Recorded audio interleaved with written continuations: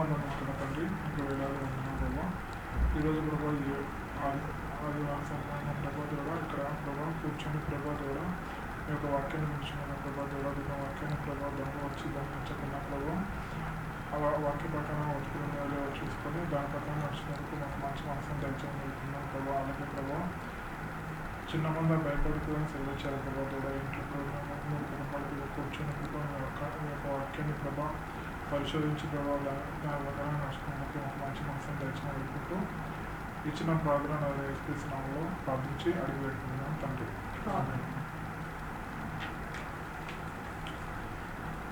ఇవాళ మనకు చిన్న విషయం గురించి చర్చించుకుందాం.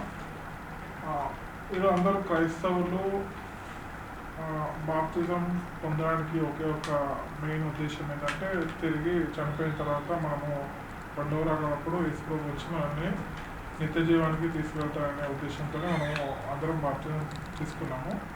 సో అలా బాప్తిజం తీసుకున్న క్రైస్తవులు అందరూ పరలోకానికి వెళ్తారని ఆలోచిస్తే అలా వెళ్ళాలంటే వాళ్ళందరూ ఒకే మార్గంలో నడవాలని చెప్పేసి మన బైబిల్ చెప్తుంది. నేనే మార్గంలో సత్యంలో జీవంలో వెళ్ళాను, నా ద్వారానే తప్ప ఎవడునో పరలోకానికి వెళ్ళాలని చెప్పేసి యేసు ప్రభు ఒక మాట చెప్తాడు. అంటే పరలోకానికి వెళ్ళాల్సిన ఒకే ఒక మార్గం యేసు ప్రభు. ఆ యేసు ప్రభు ఎలా అయితే బతికాడో, ఎలా అయితే తన జీవితాన్ని పాపల కొరకు అర్పించి తిరిగి మరి మూడోదిన నెరవేర్చాడో దాని ప్రకారం మన జీవితాలు ఉంటేనే తిరిగి రెండవ రాకడ వచ్చినప్పుడు యేసు ప్రభు మనల్ని తీసుకెళ్తాడు. సో అలా చూసుకుంటే మనం అందరము అదే విధంగా ఉన్నామా అని మనము ఈరోజు చర్చించుకున్నాం. సో అలా ఉండాలంటే ఇప్పుడు యేసు ప్రభు ఎలా అయితే బతికాడో దాని మీద మనం చర్చించుకుంటే మన జీవితాలు అలా ఉన్నాయో లేవో ఒకసారి చూసుకున్నాము.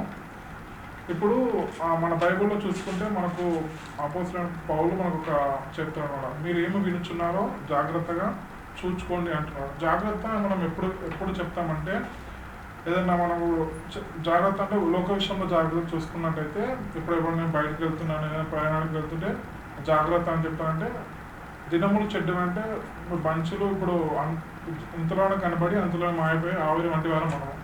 సో అలాంటి ఈ విషయంలో ఈ చిన్న అంటే లోక విషయంలో ఇంత జాగ్రత్త తీసుకుంటున్న మనము తిరిగి చనిపోయి మరలి లేచి తిరిగి పరలోకానికి చేరుకునే ఆత్మని కూడా మనము ఎంత జాగ్రత్తగా చూసుకోవాలనేసి మన పౌలు గారు చెప్తున్నాడు. ఎందుకు జాగ్రత్తగా ఉండాలి వినడంలో అంటే మీరు వినువారు మాత్రమే అంటే మోసపోతారని చెప్పారు. అంటే వింటే మీరు మోసపోతారు నాయనా, మీరు అలా వినకుండా అలా విని దాని ప్రకారం బతుకున్నాయో చూసుకొని లేకుంటే సరిదిద్దుకుంటేనే సరిదిద్దుకొని దాని ప్రకారం మన బతుకులు మార్చుకుంటే మీరు పరలోకానికి వెళ్తారు. ఆ విషయంలో మీరు జాగ్రత్తగా ఉండని అంటున్నారు. సో మనము వినడానికైతే మనం వస్తున్నాం, కానీ మన జీవితాలు అలా ఉన్నాయో లేవో మన చేతుల్లోనే ఉంది. సో మార్చుకునే పద్ధతి మనం ఉంది. ఇప్పుడు మనం వినడానికి వస్తున్నాం, వినడం ఎలా వినాలో ఒక మాట చూస్తాం. యెషయా గ్రంథము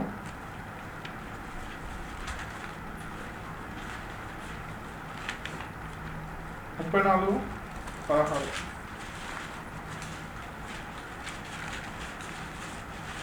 యెహోవా గ్రంథంలో పరిశీలించి చదువుకోండి. అంటే ఇవి పరిశీలనతో చదివే మాటలు అనమాట. మనం ఏదో చదువుతున్నాము, దేవుల్లో గడపాలి, ఏదో సండేలో వచ్చి మన 1-2 గంటలు గడిపేసి వెళ్ళిపోతే ఇక నాకు పరలోకం వచ్చేస్తుంది అనుకుంటే అలా కాదు. మనం దేనికైతే వస్తున్నామో ఏ ఉద్దేశంతో వస్తున్నామో ఆ ఉన్న 2 గంటలైనా యెహోవా గ్రంథాన్ని అంటే ఎలా చదువుకోవాలంటే పరిశీలనతో చదువుకోవాలంట.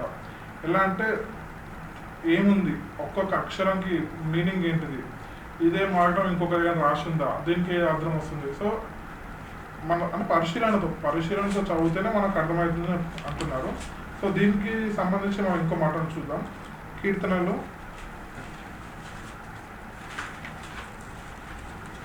104:34 చూసుకుంటే,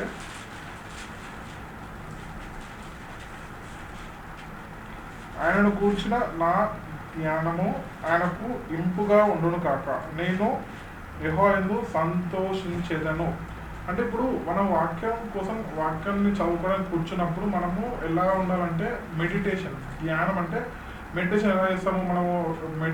మన లోకానుసారంగా చూసుకుంటే మెడిటేషన్ మన అంటే ఊపిరి ఎలా వెళ్తుంది, ఎలా చేస్తున్నాం అంటే దాని మీద, అంటే ఒకే ఒక్క కాన్సన్ట్రేషన్ అనేది దాని మీద పెడతాం. సో వాక్యం దగ్గర కూర్చున్నప్పుడు కూడా మనము మెయిన్ అంటే మనసులో ఉన్న అంతా తీసేసి, ఉదయం ఎలాంటి టెన్షన్ ఉంటే తీసేసి, మనం మొత్తం టోటల్ కాన్సన్ట్రేషన్ మొత్తం బైబిల్ మీద పెట్టాలన్నమాట. ఇది వాక్యాన్ని అలా పరిశీలనతో చదివితేనే మనకు ఎక్కుతుంది, మనం దాని ప్రకారం నడుచుకోగలుగుతాం. అండ్ ఇంకోటి, మనం ఎలా చదవాలంటే సంతోషంగా చదవాలంట. బైబిల్ అనేది ఎప్పుడు సంతోషంగా కావాలి.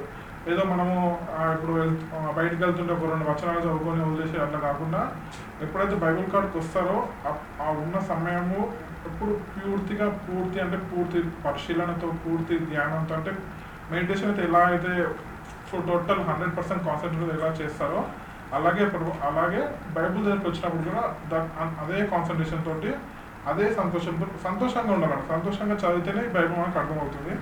సో ఇప్పుడు ఇలా బాప్తిజం తీసుకొని వచ్చిన క్రైస్తవులందరూ ఇప్పుడు ఆదివారం రోజు అందరూ చర్చికి వెళ్తారు. సో ఇప్పుడు అందరూ ఒకే చర్చికి వెళ్తున్నారంటే లేదు, ఇప్పుడు గల్లీకి ఒక చర్చి తయారైంది. ఎందుకంటే ఇప్పుడు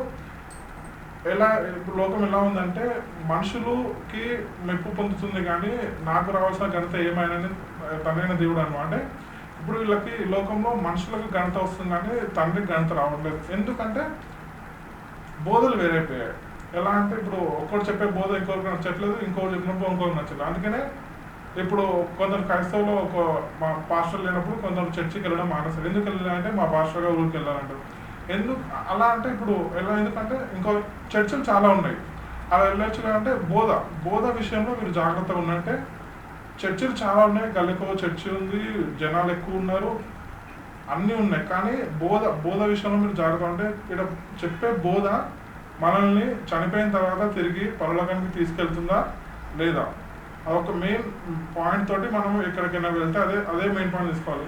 ఒకవేళ ఏదో ఇప్పుడు లోకానుసారంగా చూసుకుంటే చర్చిలు ఎక్కువ, అంటే వ్యక్తులు ఎక్కువైపోయాయి. వ్యక్తులను బట్టి సంఘాలను పూజిస్తున్నారు. దేవుని పూజించలేదు, ఓన్లీ వ్యక్తులను పూజిస్తున్నారు. అలాంటి వ్యక్తులను పూజించే సంఘాలకు మనం వెళ్తే మనం పరలోకానికి వెళ్తామంటే లేదు. మరి ఏ విధమైన బోధ మనములో ఉంటే మనము పరలోకానికి వెళ్తామంటే అదే చెప్తున్నాను. చూడండి, అపోస్తుల గ్రంథం, అపోస్తుల అధ్యాయం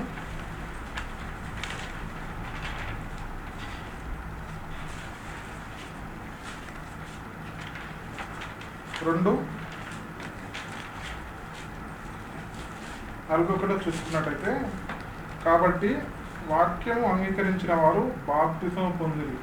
బాప్తిజం ఎలా పొందాలంటే మనము వాక్యాన్ని అంగీకరించి పొందాలంటే ఏ వాక్యము? ఆ వాక్యం మనం తెలుసుకున్నాం. కాబట్టి అతని వాక్యము ఎవరు చెప్పారు అప్పుడు మనకు బోధ అంటే? అప్పుడు పేతురు గారు చెప్పారు.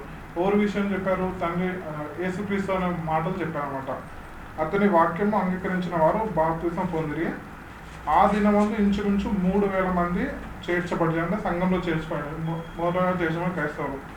వీళ్ళు ఏ వాక్యం అంగీకరించారో కొంచెం మీదికి వెళ్తే తెలుస్తుంది. అదే 37 వచనం చూసుకుంటే, వారు ఈ మాట విని ఏ మాట విన్నారు? యేసు ప్రభు చెప్పిన మాటలు విన్నారన్న. ఏ మాటలు చెప్పారు? ఆ మాటలు ఎవరి ద్వారా అందించాయంటే పేతురు ద్వారా అందించాయి. పేతురు వాళ్ళు ఆ సంఘానికి వాక్యం చెప్తుంటే వాళ్ళు ఈ మాట విని హృదయంలో నొచ్చుకొని అంటే దేవుని ఒక వాక్యం మనం వింటే హృదయంలో నొచ్చుకోవాలన్నమాట. నొచ్చుకునే పరిస్థితులు ఉన్నాయంటే లేవన్నమాట. ఏదో వస్తున్నాం, వింటున్నాం, పోతున్నాం అనే లెక్కలోనే ఉన్నాము. అంటే హృదయం నొచ్చుకొని, సహోదరులారా మేమేమి చేతుమని పేతురును కడమ అపోస్తులను అడిగారు. అప్పుడు అంటే బాధపడ్డారన్నమాట. దేవుడు తండ్రైన దేవుడు మనకు కుమారుని యేసు ప్రభుని లోకానికి పంపించి ఏ విధంగా అయితే పాపుల కొరకు అప్పగింపబడ్డారో అదంతా పేతురు గారు ఒక వాక్యం వాళ్ళకి బోధిస్తే వాళ్ళు హృదయం నొచ్చుకున్నారంట. మా కోసం ఎంత చేశాడో, మేము పాపుల కోసం అప్పగింపబడి సెలవులో రక్తం చెందించాడో హృదయం నొచ్చుకొని అప్పుడు పేతురుని అడిగారంట, మేము ఏం చేయాలి, మేము రక్షణ పొందడానికి ఏం చేయాలంటే అప్పుడు పేతురు ఏమంటున్నారు, మీరు మారు మనసు పొంది, అంటే మీరు నమ్మండి. ఫస్ట్ మారు మనసు పొందడం అంటే ఏంది అంటే నేను ఇప్పుడు యేసు ప్రభుని పట్టుకుంటే తిరిగి నన్ను మళ్ళీ యేసు ప్రభు 2వ రాత్రి వచ్చినప్పుడు తిరిగి నన్ను మళ్ళీ పరలోకానికి తీసుకెళ్తారని నమ్మి నమ్మిన తర్వాత మీరు పాప క్షమాపణ నిమిత్తం ఆ పాపాలను కడిగి వేసుకోవాలి. యేసుక్రీస్తు రక్తం కడిగి వేసుకోవాలి నిమిత్తము ప్రతి వాడు యేసుక్రీస్తు నామమున బాప్తిసం పొందుడి, అప్పుడు మీరు పరిశుద్ధాత్మ వరమును పొందుదురు. ఇది అంటే వాక్యము వింటే హృదయంలో నొచ్చుకోవాలన్నమాట. అలాంటి నొచ్చుకునే వాక్యాలు ఇప్పుడు వింటున్నామంటే లేదు, అన్ని కథలుగా ఇష్టం వచ్చినట్టు వాక్యం చెప్తున్నారు. పాటలు ఏమో 2 గంటలు చెప్తున్నారు, వాక్యమో 15 నిమిషాలు చెప్తున్నారు. అంటే ఈ యొక్క వాక్యాన్ని ఎక్కువ సంఘాలలో అందించట్లేదు. ఎక్కడ జనాలు ఎక్కువ ఉంటారో అక్కడ వాక్యం తక్కువ ఉంటుంది.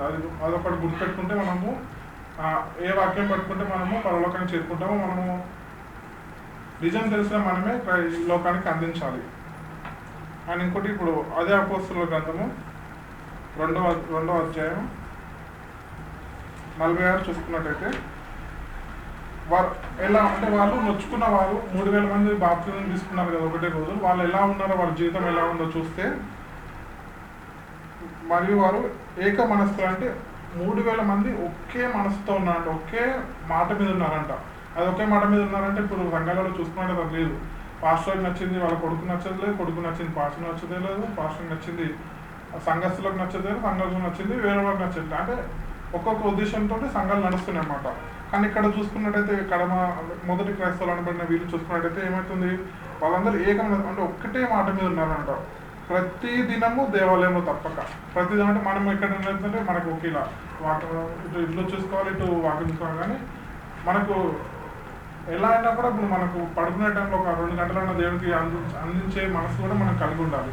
కానీ ఇక్కడ మొదటి క్రైస్తవులు ఎలా ఉన్నారంటే వారు ఒకేటే మాట మీద ఉన్నారంట. ప్రతి దినము దేవాలయంలో తప్పక అంటే 100% ప్రతిరోజు దేవాలయానికి వెళ్ళేవారంట. కూడుకొనుచు ఇంటింట రొట్టె విరుచుచు దేవుని స్తుతించుచు ప్రజలందరి వల్ల దయ పొందారంట. ఇప్పుడు క్రైస్తవులు దయ పొందారంటే ఇప్పుడు జనరల్గా అడిగితే ఎక్కడికి వెళ్తున్నారంటే చర్చికి అన్నట్టు మాట్లాడుతున్నారు జనం. అంటే అలా తెచ్చుకోవడానికి కారణం ఏంది, మనమే. ఇప్పుడు లోకంలో మన క్రైస్తవులకి చిన్న చూపు కలగడానికి మెయిన్ ఉద్దేశం ఏంటంటే అలా సంఘాలు కూడా అలా తయారంటే ఇప్పుడు వాళ్ళు సంఘంలో చేసే చర్చలు ఆటలు పాటలు అన్నీ చూసుకున్నట్టయితే అబ్బా వీళ్ళు ఆడుకోవడానికి వెళ్తున్నారు అంటే మనము ఆ క్రైస్తవులు అంటే ఎలా ఉండాలి, లోకానికి వెలుగై ఉండాలని చెప్పారు, జ్యోతుల వల్లే వెలుగమన్నారు. కానీ మనం ఏం చేస్తున్నాము, ఇష్టమైన ఆటలు పాటలు అంటే చర్చిలో సర్కస్లు ఎక్కువైపోయాయి అన్నమాట. దానివల్ల మనకు లోకంలో చిన్న చూపు, క్రైస్తవులో చిన్న చూపు వచ్చింది.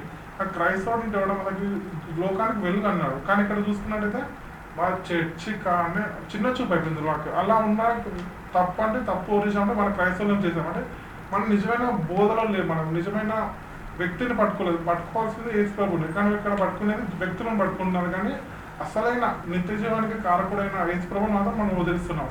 సో అలా మొదటి క్రైస్తవులను చూసుకున్నట్లయితే వాళ్ళు అలా లేరు.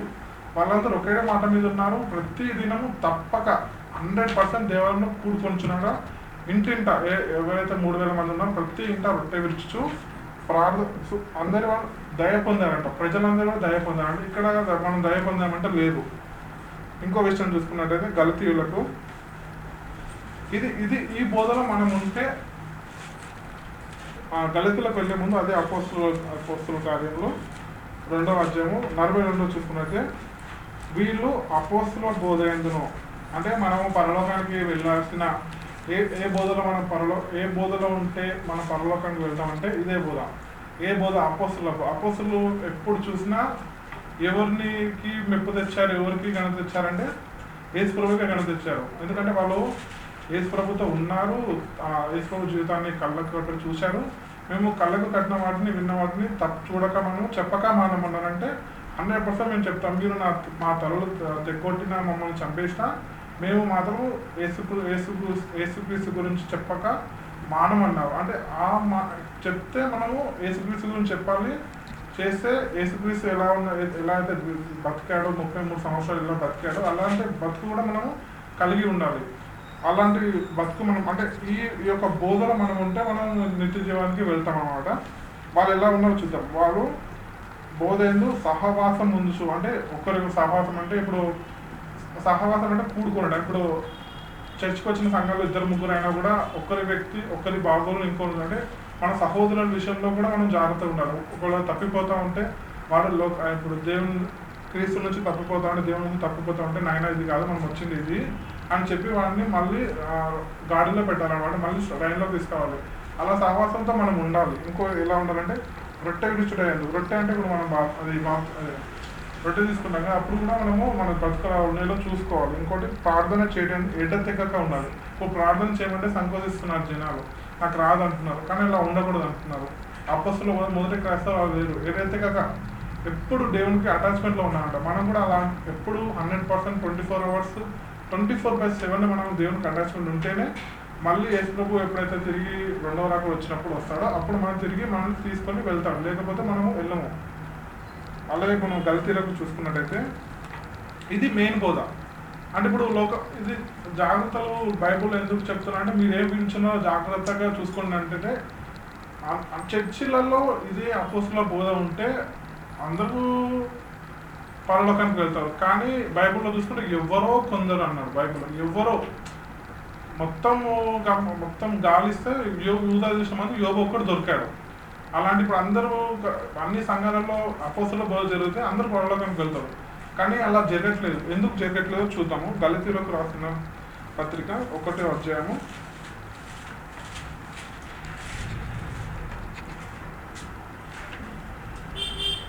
'అపోస్తలుడైన పౌలు చెప్తున్నాడు అన్నమాట. గలతీయులకు సంఘం రాస్తూ చెప్తున్నాడు. 1:6 చూసుకున్నట్లయితే, క్రీస్తు కృపను బట్టి మిమ్మును పిలిచిన వారిని అంటే చెప్తున్నాను. ఇప్పుడు మా నాయన మీరైతే ఏ విషయం మీద వచ్చారంటే క్రీస్తు విషయమే మీరు వచ్చారు. కానీ ఇక్కడ చూసుకున్నట్లయితే క్రీస్తు కృపను బట్టి మిమ్మును పిలిచిన వాణిని విడిచి, అంటే క్రీస్తును విడిచిపెట్టారంట. భిన్నమైన సువార్త తప్పుకోండి. భిన్నమైన సువార్త అంటే ఈ అపోస్తలుల బోధనలో వీళ్ళు తప్పిపోయారనమాట. తప్పిపోయి ఎట్లా అంటే, మీరు ఇంత త్వరగా అంటే విన్న కొన్ని నిమిషాలకే మారిపోయారనమాట. మీరు ఇంత త్వరగా తిరుపతి విన్న నాకు ఆశ్చర్యం అందుచున్నది. అపోస్తలుడైన పౌలు గలతీయుల సంఘాన్ని రాస్తూ, నాయన మీరు ఏ విషయం అయితే మీరు క్రీస్తులోనికి వచ్చారో, ఏ విషయం సంఘంగా కూడుకున్నారో ఆ విషయాన్ని మీరు ఇంత త్వరగా విడిచిపెడుతుంటే నాకు ఆశ్చర్యం అవుతుంది. మీరు వచ్చింది దీనికి కాదు అనేసి చెప్తున్నారు. అలా జరగడానికి కారణం ఏంటో చూద్దాము. 2 కొరింథీయులకు అలా వీళ్ళు ఇంత త్వరగా భిన్నమైన సువార్తలకు తిరిగిపోవడానికి కారణం ఏదో చూద్దాము. 2 కొరింథీయులు 11వ అధ్యాయము 13వ వచనం చూసుకున్నట్టయితే, ఏలైనగా ఎట్టివారు ఎలా అయితే భిన్నమైన సువార్తలకు తిరిగి ఇలా మారుస్తున్నారు జనాలని, వాళ్ళు ఎలా ఉంటున్నారంట, క్రీస్తు యొక్క అపోస్తుల వేషము ధరించుకున్న వారే. గలతీలో కూడా చెప్పింది ఎవరంటే అపోస్తులే చెప్పారంట. క్రీస్తు యొక్క వేషము ధరించుకున్నారంట. నక్కల వేషం అంటే గొర్రె నక్కపచ్చి అట్లా వేసుకున్నాడు. అయితే ఇప్పుడు వారు కూడా అపోస్తులంట, కానీ వారు వేషం ధరించుకున్నారంట. వేషం ధరించుకొని దొంగ అపోస్తులను మోసగాండ్రకు పనివారునే ఉన్నారు. వారు పనివారే, వారు అపోస్తులే, కానీ వారు వేషం వేస్తున్నారు. ఎలా వేషం వేస్తున్నారు? మేము క్రీస్తు అపోస్తులను వేషం వేసుకున్నాము, కానీ వారు దేనికి పనివారు? సాధారణ యొక్క పనివారు. ఇక్కడ చూసుకుంటే మనకి 2 బోధలు కనిపిస్తున్నాయి. ఒకటి అపోస్తుల బోధ కనిపిస్తుంది, ఇంకోటి కూడా అపోస్తుల బోధ. అది కానీ అపోస్తుల బోధ ఎలా ఉంది? వారు వేషం వేసుకొని వచ్చారు. ఏ వేషం వేసుకొని వచ్చారు? గొర్రెబొచ్చు ధరించుకొని వచ్చారు. అంటే మేము కూడా క్రైస్తవులము, మేము కూడా అపోస్తుల బోధలో ఉన్నామని చెప్పేసి వారు ఉన్నారు. కానీ మనము ఈ 2 విషయాల్లో మనము అంటే ఇప్పుడు వీళ్ళ అపోస్తులుగా వీళ్ళ అపోస్తులు లేవు, కానీ వీళ్ళు మంచి అపోస్తుల బోధ ఉన్నారు, కానీ వీళ్ళు దొంగ బోధలో ఉన్నారు. అంటే వీళ్ళిద్దరిని గుర్తించాల్సింది ఎలా అంటే, బైబుల్ తెలిసిన మనమే గుర్తించాలి. అంటే ఎలా గుర్తించాలంటే పరిశీలన. వీళ్ళు బోధ విషయంలో జాగ్రత్త ఉందంటే, అపోస్తుల బోధ ఎలా ఉందంటే వాళ్ళు చెప్పే ప్రతి మాట యేసుకి లింక్ అయి ఉంటుంది. కానీ వీళ్ళు చెప్పే ప్రతి దొంగ అపోస్తులు ఎలా ఉంటే వాళ్ళు చెప్పేది వ్యక్తులకి సంబంధించి ఉంటుంది. సో అలా పరిశీలన అనేది వ్యత్యాసం. అంటే పరిశీలనతో మనం చూసుకోవాలి. అలా చూసుకునే బాధ్యత కూడా మనకే పెట్టాడు పని. నాయన మీరు ఇప్పుడు ఆదాం అవ్వలకు కూడా చెట్టు పెట్టాడంటే, నాయన అది తప్పు, నాయన తినకూడదు పండు అని చెప్తాడు. అంటే కానీ తప్పది చెప్పాడు, అది తినకూడదు అని చెప్పాడు. కానీ అలా తినకూడదు తినాల్సిందో వ్యక్తులకు ఇద్దరికే ఆదాము అవ్వలకే వదిలేశాడు. నాయన తినకండి అంటే తినకుండా అంటే పని మాత్రం మన ఇద్దరికి అప్పగించాడు అనమాట. అప్పుడు ఆదాము అవ్వలకి అప్పుడైతే పని ఆదాము అవ్వలకి ఎలా అప్పగించాడో ఇప్పుడు కూడా నేటి క్రైస్తవులో కూడా నాయన లోకంలో ఇద్దరు 2 బోధలు జరుగుతున్నాయన. ఒకటి యేసుక్రీస్తు బోధ, అపోస్తుల బోధ, ఇంకోటి దొంగ బోధ నాయన. ఆ రెండు బోధలో పరిశీలించాల్సింది నువ్వే నాయన, ఈ పనిలో నువ్వు ఉండాలని చెప్పేసి మనకు అంటున్నాను అనమాట. మళ్ళీ ఇంకొకటి చూసుకున్నట్టయితే 1 యోహాను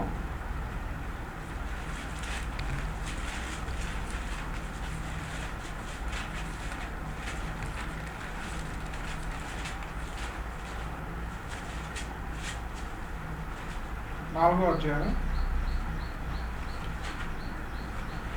1వ వచనం చూస్తున్నది. ప్రియులారా, అనేకులంట అబద్ధ ప్రవక్తలు లోకంలోనికి బయలువెళ్ళి ఉన్నారు కనుక ప్రతి ఆత్మను నమ్మక ఆయా ఆత్మలు దేవునికి సంబంధమైనవో కావో పరీక్షించుడే అన్నారు. అంటే ఆయన అనేకమైన అబద్ధ ప్రవక్తలు అంటే చాలామంది ఎప్పుడు రాసిన 2000 సంవత్సరాల కింద రాసిన మాట అనేక అబద్ధ ప్రవక్తలు లోకంలోనికి బయలువెళ్ళి అంటే ఇప్పటికీ వాళ్ళ రాసిపోయి 2000 సంవత్సరాలు గతించాయి. ఇప్పటికీ ఇంకెంతమంది దొంగ ప్రవక్తలు వచ్చింటారో మనం చూసుకోండి.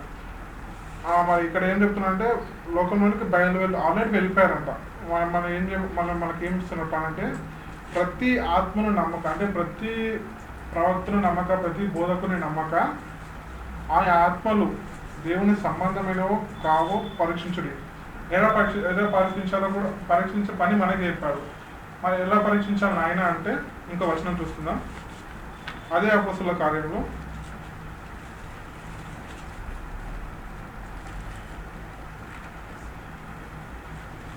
2వ అధ్యాయము 42 తెలిసిన మాట. వీడు అపోస్తలుల బోధ యందును అంటే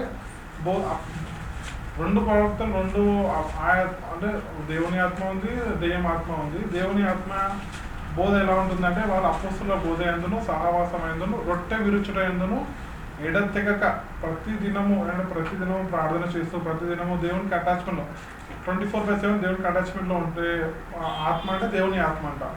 వ్యక్తులని కనపరిచే ఆత్మ దెయ్యం ఆత్మ అంట. ఈ యొక్క మాట మనకు జస్ట్ ఈ యొక్క రొట్టె విరుచుట యందు సహవాసం యందు ఎల్లప్పుడూ 100% దేవునికి 24/7 అటాచ్మెంట్ కలిగి ఉండే బోధ అపోస్తలుల బోధ.